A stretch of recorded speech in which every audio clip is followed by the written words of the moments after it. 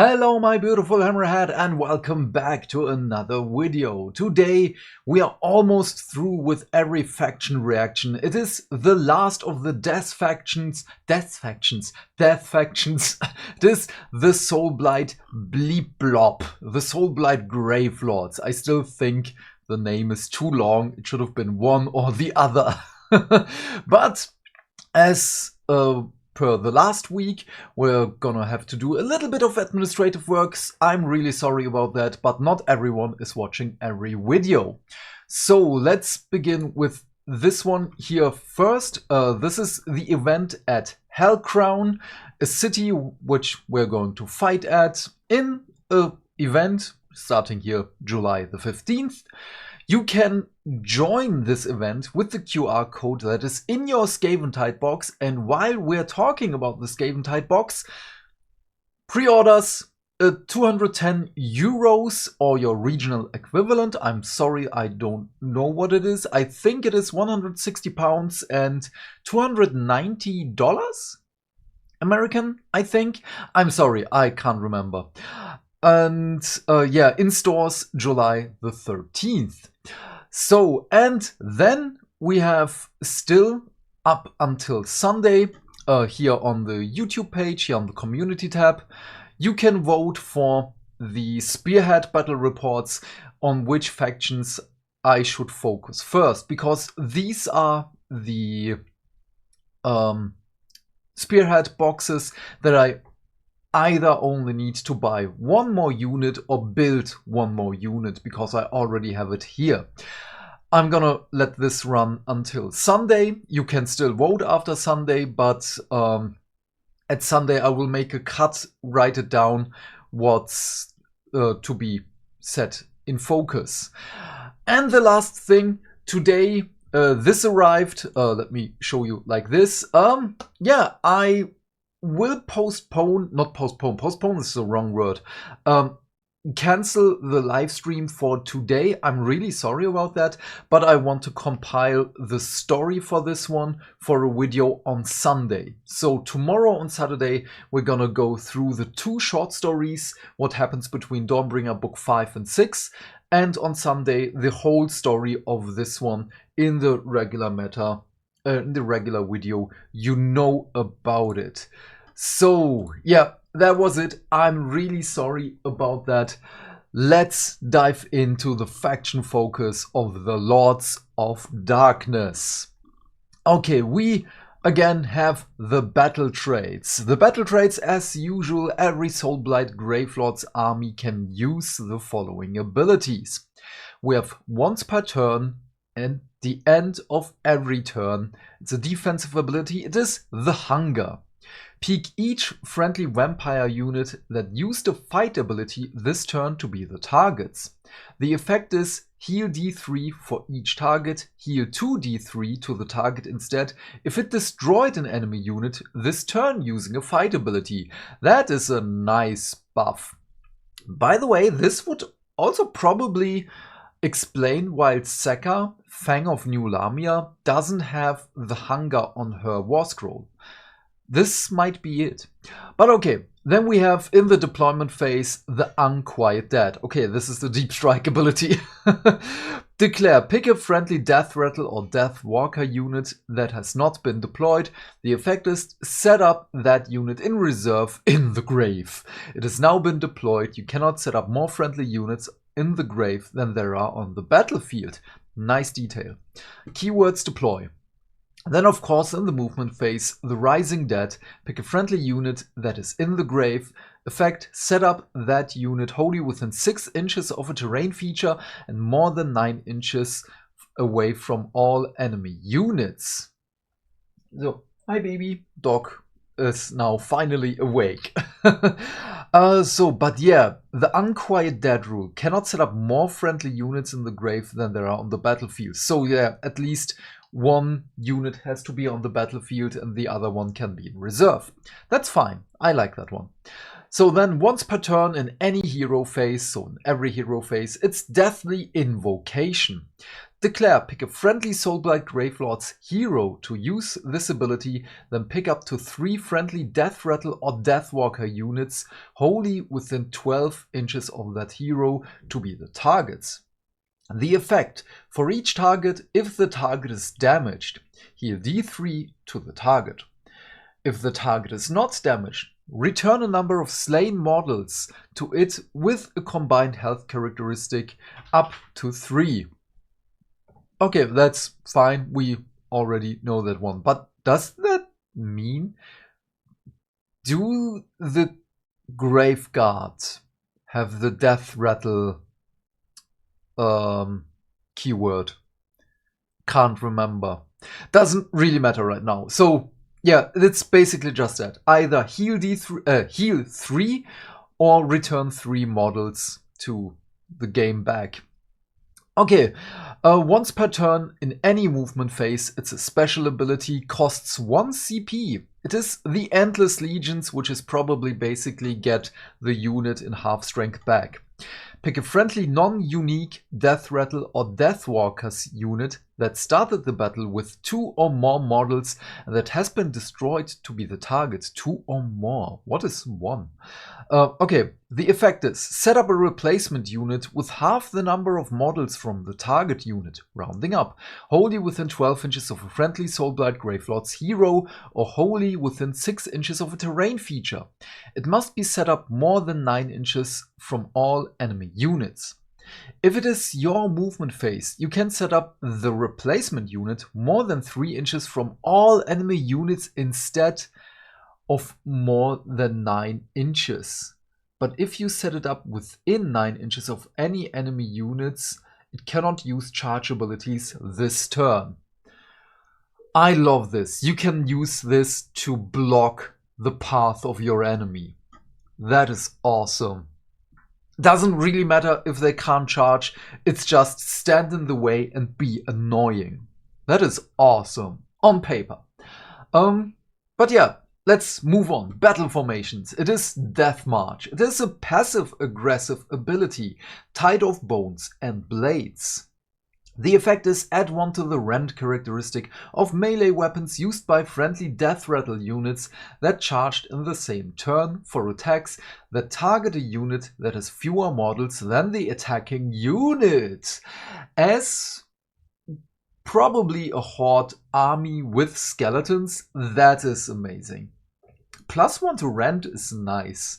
And also we already here have the example for how to build a regiment. Here the White King on Skeletal Steed is the hero, and you probably can take everything that is skeleton and zombies just to be in your army that way.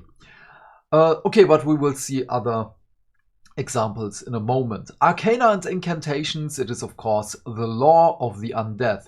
Oh, sorry, other formations include convocations of spellcasters who draw on forbidden powers to enhance their deathly invocations, so probably necromancers, with a lot of zombies. War parties composed primarily of vampire lords make great use of their spellcasting and combat prowess to bring their ruin to their foes. Vampire lords on zombie dragons, while others prefer to utilize the unsubtle applications of hundreds of deadwalker zombies in an effort to suffocate resistance. 120 zombies! I hope not, that would be way too much. Okay, but yeah, Law of Undeath, your hero phase being cast on a 7, it is the Vile Transference. Declare, pick a friendly Soulblight Gravelord's wizard to cast a spell, pick a visible enemy unit within 18 inches of them that has not been picked to be the target of this ability this turn. Make your casting roll. The effect, roll a number of dice equal to the number of models in the target unit. For each 6, inflict 1 mortal damage on that unit. If any enemy models were slain by the spell, heal D3 to the caster. Keywords, spell unlimited. This is really unlimited power. Being cast on a 7 is not that bad. It's pretty much what you get on a regular roll, let's just say it that way. But every hero wizard can do this one. That's awesome. Because let's just take Skaven as an example. You get at least 1/6 on clan rats. And then a clan rat is dead, you get to heal D3. That is awesome. Okay, unit focused. It is Chadokar the Beast. It is with 12 health, move 8, save 4, control 5. The Bloodslick Claws have crit and mortal damage, and of course the two Virkos Bloodborns have companion attacks. The passive aggressive ability is Call to the Hunt. The effect is, if this unit charged this turn, for the rest of the turn add 1 to wound rolls for combat attacks made by friendly Death Rattle, Deadwalkers and Virkos Bloodborne units while they are wholly within 12 inches of this unit. Do we have more Virkos Bloodborne units? Wait. Am I just... Okay, maybe my mind is tricking me right now, but I don't remember that we have more Virkos Bloodborne units. But yeah, let's just continue. Oh, it's the old one on Wolf, the one who can cast more wolves around her. Okay, maybe her? I don't know, doesn't really matter. If you remember, please let me know in the comments, because I sadly don't have the time to look it up right now. So once per turn, at the end of any turn, it's a movement phase, it is the beast will out. The effect is, if this unit is not in combat, it can move D6, it can move into combat. It has the keywords rampage. That is nice, that is awesome. So even if you failed a charge that is 3 inches, you can at least try to get in again. It is at the end of the turn, but doesn't really matter with him. He's the beast. Then we have in your hero phase, it's a defensive spell, casting on a 6, Armor of the Knight. Make a casting roll. The effect is subtract 1 from hit rolls and wound rolls for attacks that target Chadokar the Beast for the rest of the turn. Keywords spell. I enjoy that one. Keywords unique, hero, monster, wizard 1, ward 6, death, soulblight, gravelords, vampire. There is no Virkos keyword on him. That is weird. Wait. His call to the hunt is inescapable and fills his minions with insatiable urge to kill for their patriarch. Is the Virkos Bloodborne keyword maybe for one of the formations here? Might be. I don't know. I really don't want to speculate right now. We get to Big Mama Vampire. Log Hawaii, Mother of Nightmares. One of my favorite models here. 11 health, move 10, save 4, control 5. No abilities for her weapons. A passive defensive ability. It is Nightmares Miasma. The effect is subtract 1 from the rend characteristic of melee weapons used by enemy units while they are in combat with this unit. So this is the big centaur vampire ability, like the Mega Gargants with their long shanks and timber ability. Yeah. We know that one, it's nothing new. Then we have once per turn an aggressive ability in any combat phase. It is the Impaling Talons. Declare, if this unit charged this phase, pick an enemy unit in combat with it to be the target. The effect is roll a dice if the roll is equal to or less than the target's health characteristic. Inflict an amount of mortal damage on the target equal to the roll. Keywords rampage. Oh, that is nice. So the more health your enemy has, the better it is for you. In the characteristic. That's even better, because the enemy model can be damaged and you can still roll. If it's a hero with 6 health, jackpot.